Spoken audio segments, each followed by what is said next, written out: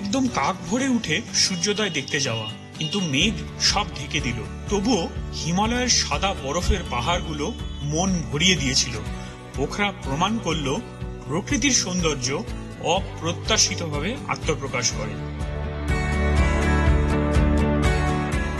মোবাইলে টাইম দেখাচ্ছে ভোর 4টে। পোখরার ফেওয়া লেকের কুলকুল আওয়াজে আমরা অনুভব করেছিলাম এক অদ্ভুত উত্তেজনা। পোখরার দ্বিতীয় দিনে আমরা সারাংকোটের উদ্দেশ্যে রওনা হলাম, যেখানে সূর্য আকাশকে রঙিন করে তুলবে। কিন্তু মেঘ আমাদের কিছুটা হতাশ করেছিল। তবে যখন হিমালয়ের সাদা বরফের পাহাড়গুলো ধীরে ধীরে আবির্ভূত হলো, তখন প্রকৃতির মহিমায় সত্যিই মুগ্ধ হয়ে গেলাম। ফিরে এসে হোটেলের সুস্বাদু ব্রেকফাস্টের পর ফেওয়া লেকের শান্ত পরিবেশে হাঁটতে বের হলাম। দুপুরে একটা স্থানীয় রেস্তোরাঁয় নেপালি থালি দিয়ে পেট পুড়ে লাঞ্চ করলাম। সন্ধ্যায় লেকের ধারে আয়োজিত আড়ম্বরপূর্ণ আরতি দর্শন করে আমাদের মনে এক অপার্থিব শান্তি এনে দিল। দিনের শেষে পোখরার রঙিন বাজারে ঘুরে ঘুরে প্রতিটি মুহূর্তে নতুন কিছু আবিষ্কার করে আমরা এটা বুঝতে পারলাম, সত্যিকারের অ্যাডভেঞ্চার মানে শুধু জায়গাটায় পৌঁছানো নয়, বরং প্রতিটি ক্ষণেই জীবনকে উপভোগ করা। চলুন দেখি পোখরার দ্বিতীয় দিনে আমরা কি করলাম।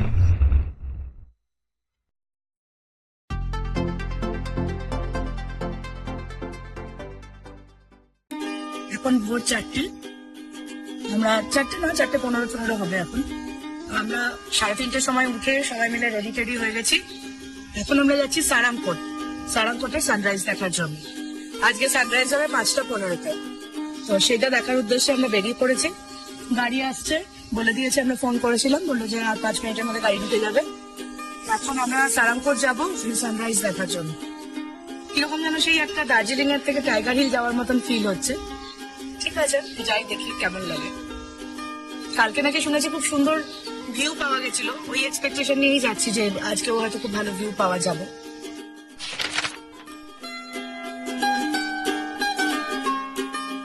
গাড়িতে সারাংকোট যেতে সময় লাগে 15 থেকে 20 মিনিট। ভিউ পয়েন্টে পৌঁছে আপনাকে ওপরের ভিউ পয়েন্টের জায়গাটায় আসতে হবে। আমরা 5:15 নাগাদ পৌঁছে গেছিলাম, কিন্তু পৌঁছে দেখলাম আমাদের আগেই অনেকেই এসে গেছেন। একটা ভালো জায়গা দেখে দাঁড়িয়ে পড়লাম সূর্যোদয় দেখার জন্য। কিন্তু কোথায় সে?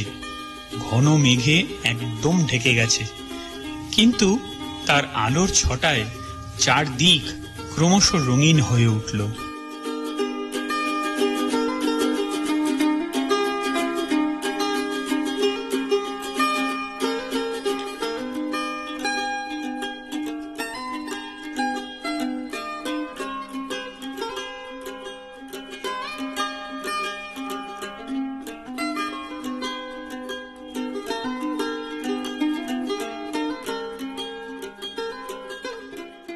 আরো বেশ কিছু সময় আমরা অপেক্ষা করলাম যদি সূর্যি মামা দেখা দেন, কিন্তু এতটাই মেঘ ছিল আকাশে যে তার দেখা মিলল না।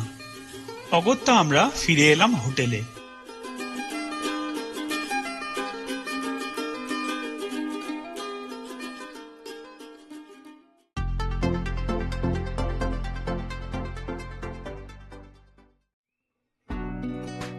সারাংকোট থেকে আমরা ফিরে গেছিলাম 6:45 নাগাদ। ঘুমটা যেহেতু কমপ্লিট হয়নি ভোরবেলা 3:30 ওঠার জন্য, তারপরে এসে আবার এক সুস্থ ঘুম হলো, আর তার সাথে সাথে 2 প্রস্তুত চা। যেরকম বলেছিলাম, এবার আমরা ইলেকট্রিক কেটল ক্যারি করছি, তো চা কিন্তু আমরা বাড়িতেই বানিয়ে খাচ্ছি। আর এটার কি সুবিধা, যদি আপনি নেপাল আসেন আপনি বলবেন আর আমাকে একটা থ্যাঙ্কসও জানাবেন। তো এখন আমরা আবার রেডি হয়ে গেছি, এখন বেরোবো। বেরিয়ে এখানে যেটা জিরো পয়েন্ট মানে হচ্ছে এই যে ফেওয়ালে এর বিভিন্ন ঘাট রয়েছে যেরকম হয়, তো তার মধ্যে জিরো পয়েন্টটাই হচ্ছে অ্যাকচুয়াল মানে যেখানে যাওয়ার আর কি, সেখানে প্রচুর দোকানপাট হ্যাপেনিং জায়গা, যেটা সেটা হচ্ছে জিরো পয়েন্ট। তো আমরা এখন যাব, এখান থেকে খুব বেশি দূর নয়, তো যেহেতু আমরা এক্সপ্লোর করতে এসেছি ওই জন্য এখান থেকে আমরা একটু হাঁটতে হাঁটতে ঘুরতে ঘুরতে খোঁজ খবর নিতে নিতে আমরা জিরো পয়েন্টে পৌঁছে যাবো। আর সকালবেলা থেকে বেশ ঠান্ডা ওয়েদার ছিল, বেশ মানে বেশ রীতিমতো কম্বল গায়ে দিয়ে টুপি পরে থাকতে হয়েছে সকালবেলাটা। এখন ঠিক আছে, রোদ্দুর উঠে গেছে, অত হালকা পাটা ঠান্ডার মতো ঠান্ডা লাগছে না, কিন্তু আরামপ্রদ ওয়েদার। আর এখন আমরা বেরিয়ে পড়ছি ফেওয়ালেকে চারপাশে ঘোরার জন্য। হয়তো বোটিংও করতে পারি, সব জানাবো ওখানে গিয়ে, আবার দেখা হবে।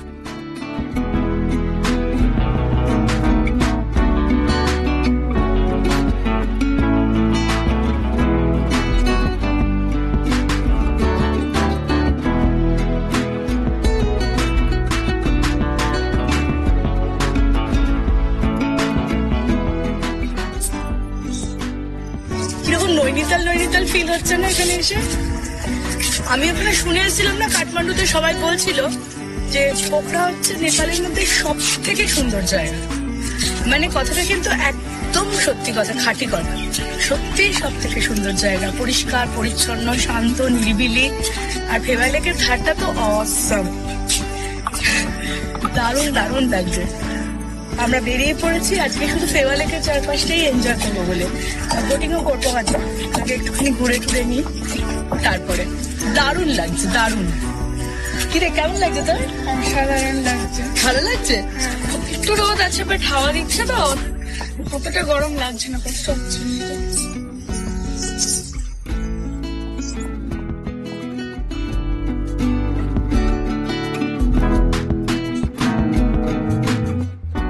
এখানে বসে থাকলে মনটা ভীষণ শান্ত হয়ে আসে। জীবনের সব চিন্তা টিন্তা যেন কর্পূরের মতো উবে যায়। কি বলবো, এমন একটা জায়গা পেয়েছি যেখানে আসলেই মনটা প্রশান্তিতে ভরে যায়। আমি জানি আপনারাও দেখতে চাইছেন এই সুন্দর দৃশ্য, তাই প্ল্যান করুন, বেরিয়ে পড়ুন, আর এই অসামান্য সৌন্দর্য নিজের চোখে দেখে যান।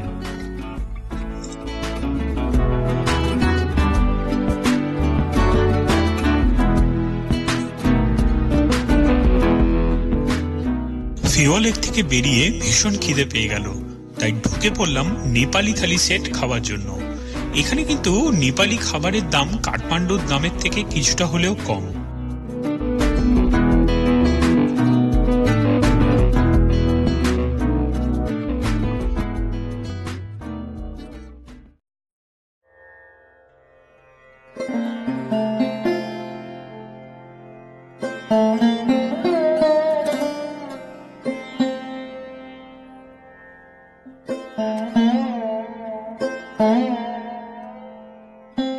দুপুরবেলা বিশ্রাম নিয়ে বিকেলবেলা আমরা হাঁটতে হাঁটতে চলে এলাম 14 নম্বর স্ট্রিটের সন্ধ্যারতি দেখতে।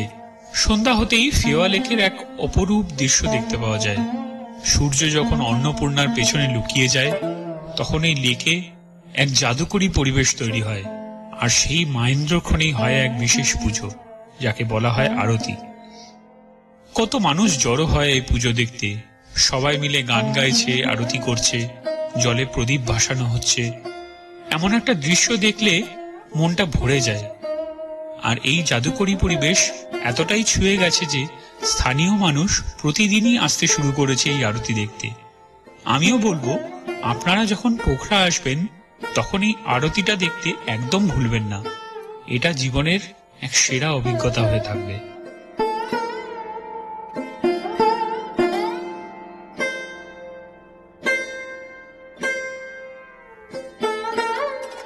भगवते उन्हीं जगतजननी आमा पाराय देवी भगवान पशुपतिनाथ से रक्षा गरुण वहाँ का मनोकामना पूरा होस्, उहाँको घर परिवार में सुख शान्ति सबै गरिने आरतीमा सबैलाई स्वागत। यहाँहरूको पनि आरती हो, हामीहरू पनि आरती हो।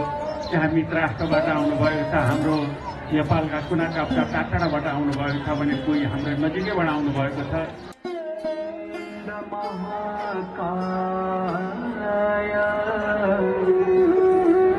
सूर्यकोटि समप्रभा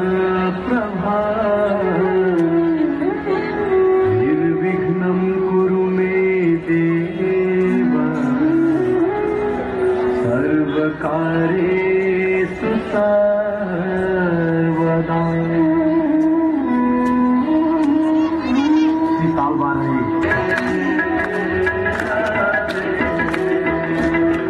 राधे कृष्ण राधे कृष्ण राधे कृष्ण राधे कृष्ण राधे कृष्ण राधे कृष्ण राधे कृष्ण राधे कृष्ण राधे कृष्ण राधे कृष्ण राधे कृष्ण राधे कृष्ण राधे कृष्ण गोविंद।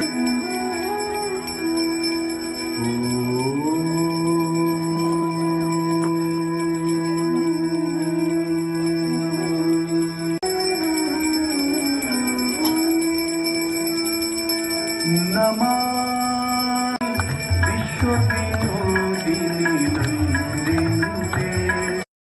काली कराली तिमी चंद विनाशिनी चंद किशोर चंद्र प्रतिक्षण मम।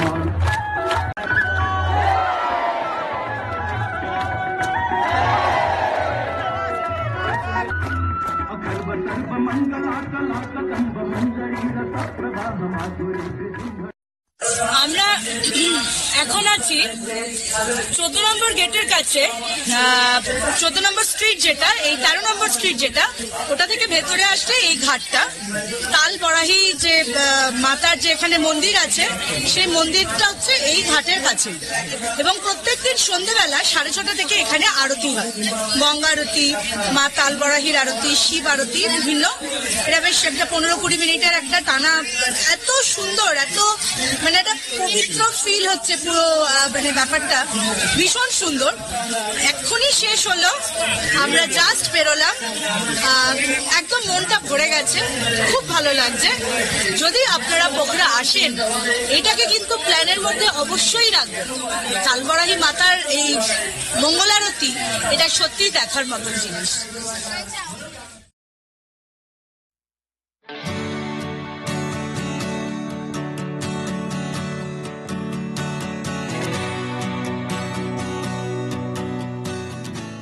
এত সুন্দর সন্ধ্যারতি দেখে দিনের শেষে পোখরার মার্কেট একটু ঘুরে নিলাম। এত কিছু দেখার পরে একটু শপিং করলেই তো ভালো লাগে, দেখা যাক ভালো লাগে কিনা।